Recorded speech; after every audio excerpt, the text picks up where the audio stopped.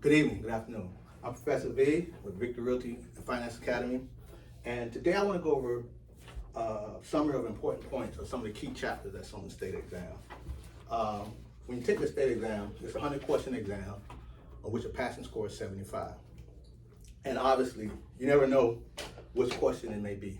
But from my experience, there's a couple of key chapters that if you don't know those chapters, it's going to be highly unlikely you pass the exam. And one of the chapter I'm going to cover today is Chapter 8, which is property rights, estates, tenancies, condominiums, cooperatives, and time sharing.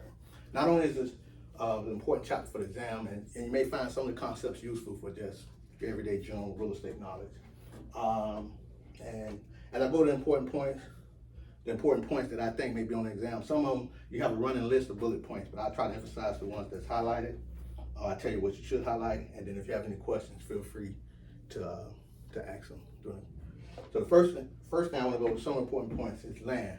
Most of us, when we think about real estate, we think of the property. But real estate is basically land. It's pretty simple. Land is refers to the surface of the earth and everything attached to it. Right? Real estate refers to the land and improvement. The house, you got the land, you got the building. Okay, real property includes all real estates plus the bundle of rights. So most of us, when we think of, I own a house, but really when you own real estate, you own that bundle of rights. So real estate is the bundle of rights.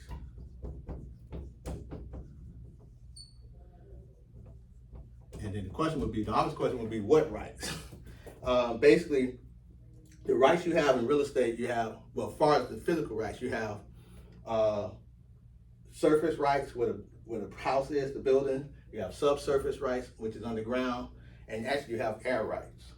So it's three rights: surface and park. I know y'all can't read my handwriting. The students can't read it right here, so I'm sure y'all can't read it. That's watching on the internet. Surface, subsurface, and air rights. And an illustration is, let's say, like, this is in Florida, but let's say we're in Texas somewhere. When you think I own real estate, you think of the land and the building.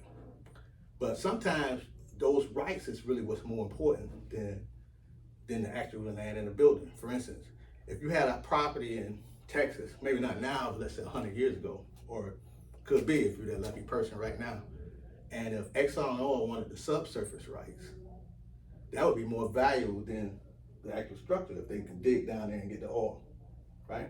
Or Manhattan, New York would be a perfect example, where the Manhattan Towers, they have underground rights. That one real estate is three different rights, three different folio numbers, the same address, but underneath might be this New York subway. Above it would be the office building, not necessarily the house, but the office building, the apartment complex. And above it would be the air rights.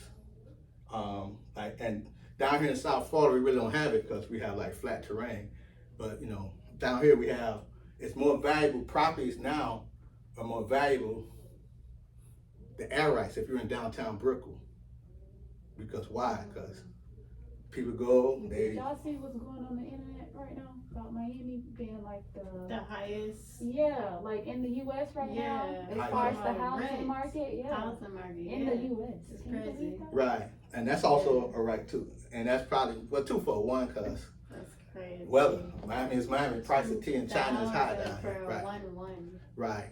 And then as you go, I'm not as familiar with it, but like, let's say like Airbnbs or even if you have an apartment complex down there, typically the higher like if you're on the apartment complex on the 45th floor doesn't rent for the same, or if it's an ownership or a condo, it doesn't rent for the same as the first floor. Yeah, Especially if it's not owned by the property, company.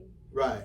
And if you're doing and the reason why, or if I'm a developer, and if I got a 40-story apartment building, and the next guy gets approved by the city commission to build a 50-story apartment building, right? Am I happy or am I unhappy? I'm unhappy. Because if I got a 40-story apartment building, and this guy can build a 50-story apartment building, what happens to my view of the bay, or my view of the ocean? It's obstructed. So my point is, when you think of real estate, you think of value, those rights are the air rights, the subsurface rights are even more valuable than just my house or the square footage and things of that nature.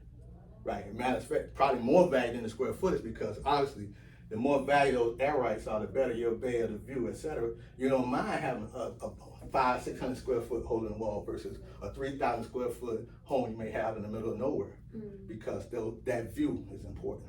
Or if I'm a developer and I got a 40-story, the guy that got a 50-story, it almost like it diminishes my value because it's obstructing my view.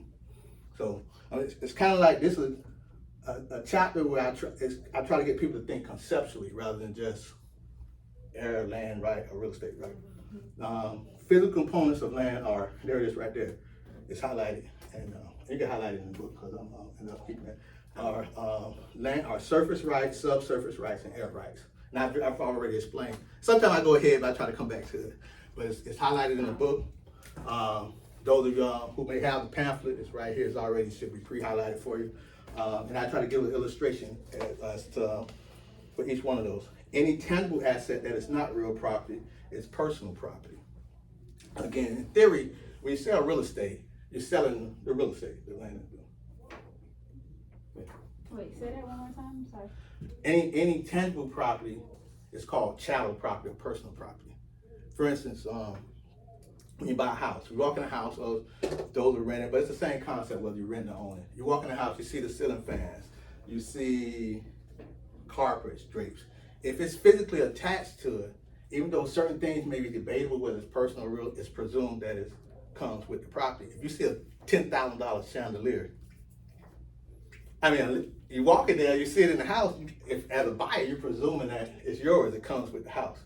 But as a realtor, once you get your license, the best way to avoid confusion is write it in the contract that the house, the chandelier is not coming with. Or if you see a wine cellar, and you see a bunch of wine, most people presume, hey, it comes with the house. I guess the wine cellar will, but not the wine. Boy, either the best way from a realtor perspective, a licensed realtor perspective, is write it in the contract. But the general threshold is personal property is called chattel, or if you go on a farm, and the better use would be, let's say, in a ranch in Texas or Dallas, and you see a bunch of houses and cars and the tractors and things of that nature. That's really not real estate. That's clearly personal property. So that's what they're saying. But and then the next phase, the 4 legal tests. How can you tell whether it's personal property or real estate?